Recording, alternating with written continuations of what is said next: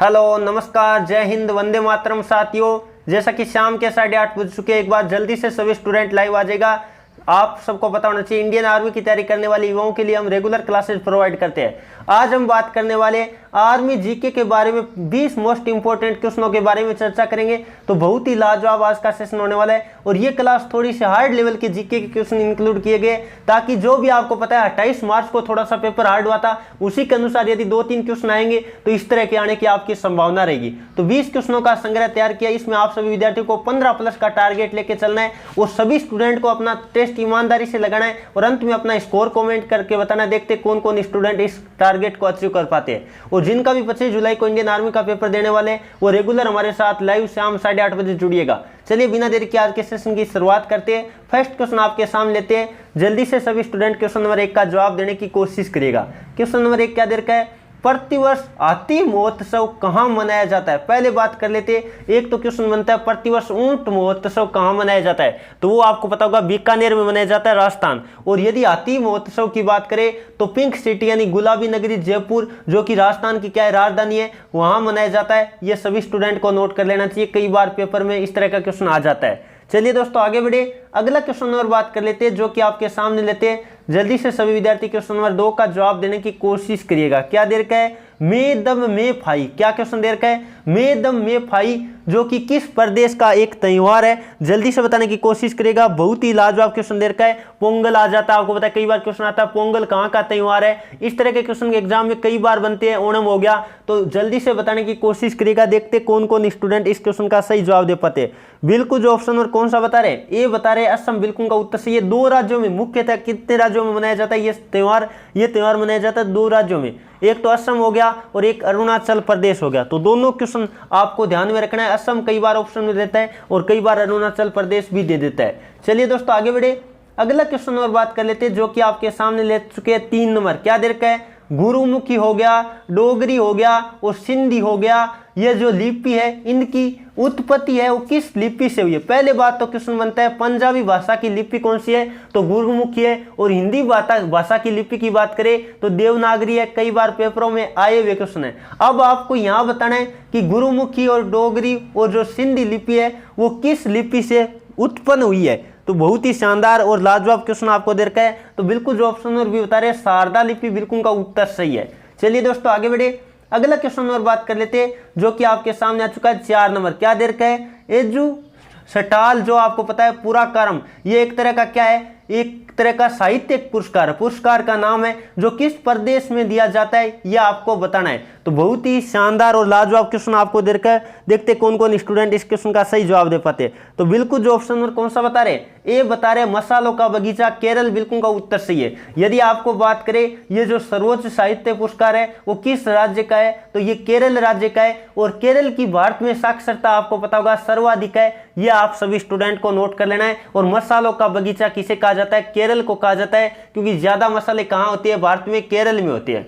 चलिए दोस्तों आगे बढ़े, अगला क्वेश्चन नंबर बात कर लेते हैं, जो कि आपके सामने आ चुका है 5 नंबर। क्या दे रखा है? बसव श्री पुरस्कार की बात कर लेते हैं, किस सरकार द्वारा दिया जाता है? इस पुरस्कार की बात करें तो बिल्कुल जो ऑप्शन कौन सा बता रहे? बसव श्री पुरस्कार पहले बात तो किसके क्षेत्र में दिया जाता है? तो सामाजिक सुधार और सामाजिक परिवर्तन की दिशा में योगदान के क्षेत्र में दिया जाता है। इस क्वेश्चन का पहली बात तो ये हो गया। अब बात कर लेते किस सरकार द्वारा दिया जाता है, तो ये कर्नाटक सरकार द्वारा दिया जाता है। तो बिल्कुल जो ऑप्शन नंबर किसकी तरफ जा रहे हैं? डी की तरफ जा रहे हैं, बिल्कुल का उत्तर सही है। चलिए दोस्तों आगे बढ़े, अगला क्वेश्चन नंबर बात कर लेते हैं, जो कि 6 नंबर आपके सामने आ चुका है। राष्ट्रीय स्मारक जो प्राधिकरण है वो उसके चेयरमैन की नियुक्ति कौन करता है? यानी राष्ट्रीय जो स्मारक प्राधिकरण का चेयरमैन होता है उसकी नियुक्ति किसके द्वारा की जाती है? तो भारत का सर्वोच्च नागरिक आपको पता होगा कौन होता है? राष्ट्रपति होता है। उन्हीं के द्वारा आपको पता होगा राष्ट्रीय स्मारक प्राधिकरण के चेयरमैन की नियुक्ति की जाती है। बिल्कुल जो ऑप्शन नंबर 1 की तरफ जा रहे, बिल्कुल का उत्तर सही है। और आपको क्वेश्चन बनता है राज्यसभा का सभापति कौन होता है या राज्यसभा का अध्यक्ष कौन होता है? तो आपको करना पड़ता है उपराष्ट्रपति। ये क्वेश्चन भी कई बार पेपरों में आ चुका है। चलिए दोस्तों आगे बढ़े, अगला क्वेश्चन और बात कर लेते हैं, जो कि 7 नंबर आपके सामने आ चुका है। तोमर आपको पता है राजपूतों द्वारा बनाया गया किला जो राजपिथौरा है वो कहाँ स्थित है। राजपिथौरा कह सकते हैं, कई बार रायपिथौरा भी नाम लिखा हुआ आ सकता है। तो ये जो किला है जो आपको पता है, कई बार क्वेश्चन देता है राजपिथौरा किला कहाँ है। तो पहली बात तो बनवाया किसने था, तोमर राजपूतों ने बनवाया था। इसकी बात कर लेते हैं ये कहाँ है, तो ये आपको पता होगा नई दिल्ली में। बिल्कुल जो ऑप्शन नंबर कौन सा बता रहे, सी बता रहे, नई दिल्ली बिल्कुल का उत्तर सी है। ताजमहल की बात करें तो आपको पता होगा आगरा में है, सभी स्टूडेंट को पता होना चाहिए। चलिए दोस्तों आगे बढ़िए, अगला क्वेश्चन और बात कर लेते हैं जो कि आपके सामने आ चुका है। क्या देर का चिश्ती सिलसिला, चिश्ती सिलसिला की बात कर लेते हैं। यह एक क्या सूफी सिलसिला है जो चिश्त कस्बे से शुरू हुआ था। यह शुरुआत आपको पता है, यदि पूरे विश्व भर में बात करें इसकी शुरुआत कहां से हुई थी, चिश्त जो कस्बा है वहां से हुई थी। और यह कस्बा कहां है यह आपको बताना है। और भारत में इसकी शुरुआत की बात कर लेते हैं, क्वेश्चन ऐसे भी बन सकता है कि भारत में इसकी शुरुआत किसके द्वारा की गई थी और कब की गई थी, इंपॉर्टेंट क्वेश्चन बनता है। तो विश्व में बात कर लेते हैं, वो बात करें चिश्त है जो कस्बा कहां का है, अफगानिस्तान का। बिल्कुल जो ऑप्शन में कौन सा बता रहे, ये बता रहे बिल्कुल का उत्तर सही है। चिश्त कस्बा जो अफगानिस्तान के हेरात प्रांत में स्थित है, ये आप सभी स्टूडेंट को पता होना चाहिए। और इसकी स्थापना की बात करें तो 930 ईस्वी में हुई थी, ये सभी स्टूडेंट को नोट कर लेना है। अब बात कर लेते हैं, आपको पता होगा भारत में बात करें इसके नेतृत्व में कौन थे, तो ये सभी स्टूडेंट को पता होना चाहिए। निजामुद्दीन औलिया थे, कौन थे, निजामुद्दीन औलिया। और अलाउद्दीन कौन थे, अली अहमद शबीर कल्याणी थे। ये आप सभी स्टूडेंट को नोट कर लेना भारत के क्षेत्र में बात करें तो। चलिए दोस्तों आगे बढ़े, अगला क्वेश्चन और बात कर लेते हैं। 9 नंबर आपके सामने आ चुका है, द्वितीय बुद्ध किसे कहा जाता है, यानी आपको बता होगा द्वितीय बुद्ध की बात कर लेते हैं। तो जो ऑप्शन नंबर कौन सा बता रहे जल्दी से बताने की कोशिश करेगा, देखते कौन कौन स्टूडेंट इस क्वेश्चन का सही जवाब दे पाते हैं। बिल्कुल जो ऑप्शन नंबर एक की तरफ जा रहे हैं, पद्म संभव, बिल्कुल उनका उत्तर सही है। पद्म संभव को द्वितीय बुद्ध के नाम से जाना जाता है। और अश्वघोष की रचना कौन से, जल्दी से सभी स्टूडेंट का लाइव चैट में जवाब आना चाहिए। अश्वघोष की प्रमुख रचनाओं के बारे में क्वेश्चन कई बार आ जाता है। चलिए दोस्तों अगले क्वेश्चन की तरफ बढ़ते हैं, अगला क्वेश्चन और बात कर लेते हैं। 10 नंबर आपके सामने आ चुका है, दादा साहेब फाल्के पुरस्कार की शुरुआत कब हुई थी। तो दादा साहेब फाल्के पुरस्कार जो कि फिल्म के क्षेत्र में, सिनेमा जगत में दिया जाने वाला भारत का पुरस्कार है, इसकी शुरुआत की बात करें तो बिल्कुल जो ऑप्शन और कौन सा बता रहे 1969 सी की तरफ जा रहे, बिल्कुल का उत्तर सही है।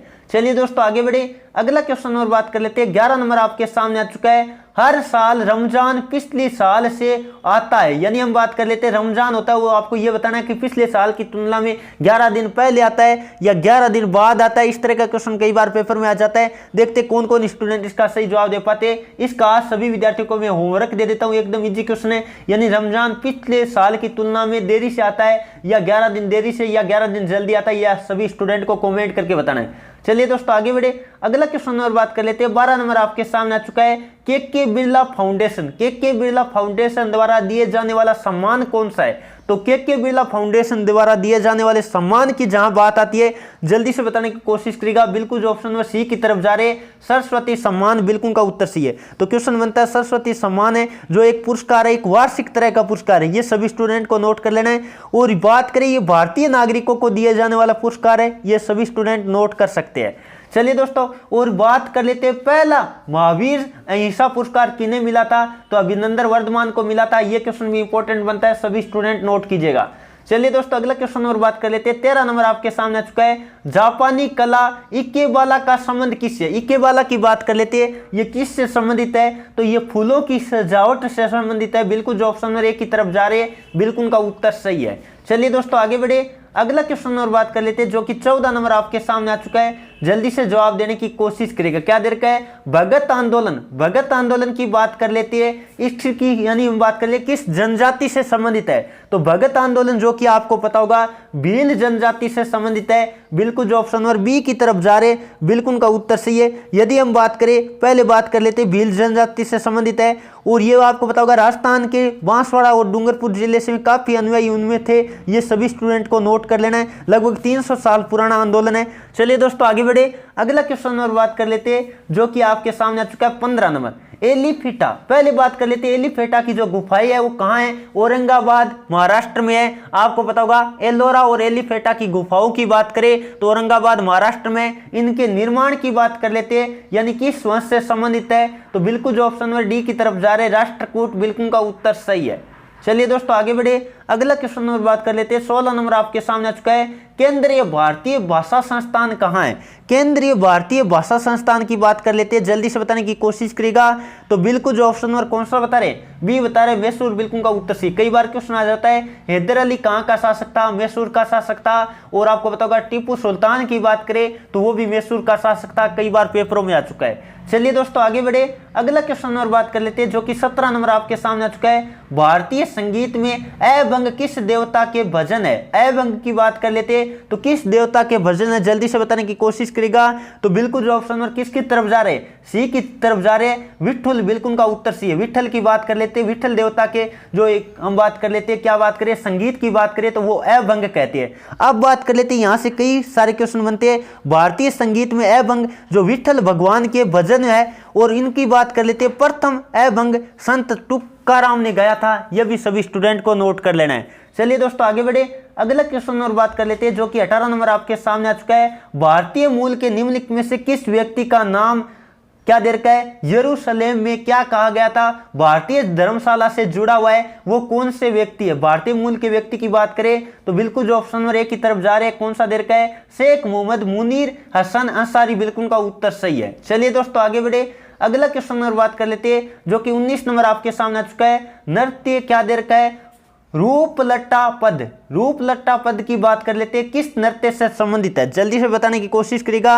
तो बिल्कुल जो ऑप्शन कौन सा बता रहे, सी की तरफ जा रहे, भरतनाट्यम, बिल्कुल का उत्तर सही है। और एक क्वेश्चन बनता है कुचिपुड़ी कहाँ का नृत्य है? तो आंध्र प्रदेश का है, यह सभी स्टूडेंट को नोट कर लेना है। चलिए दोस्तों आगे बढ़े, अगला क्वेश्चन और बात कर लेते हैं। 20 नंबर आपके सामने आ चुका है। भीमा देवी मंदिर, प्राचीन जो भीमा देवी मंदिर है वो कहाँ स्थित है? जल्दी से बताने की कोशिश करेगा। बहुत ही लाजवाब क्वेश्चन है और इंडियन आर्मी में ये पीछे भी कई बार रिपीट हो चुका है, तो आपको पता होगा। भीमा देवी मंदिर की बात कर लेते हैं, वो कहाँ है? देखते कौन कौन स्टूडेंट इसका सही जवाब दे पाते। बिल्कुल जो ऑप्शन और कौन सा बता रहे, बी की तरफ जा रहे, हरियाणा, बिल्कुल का उत्तर सही है। और एक क्वेश्चन बनता है राष्ट्रीय डेयरी अनुसंधान केंद्र कहाँ है? तो वो करनाल, हरियाणा में। ये सभी स्टूडेंट को नोट कर लेना है। ये थी दोस्तों आज की क्लास। जल्दी से सभी स्टूडेंट कमेंट करके बताएगा आज की क्लास में आपके कितने क्वेश्चन राइट हुए। इस क्लास में सभी स्टूडेंट को मैंने टारगेट दिया था 15 प्लस का, क्योंकि क्लास हम कह सकते थोड़ी सी हार्ड थी।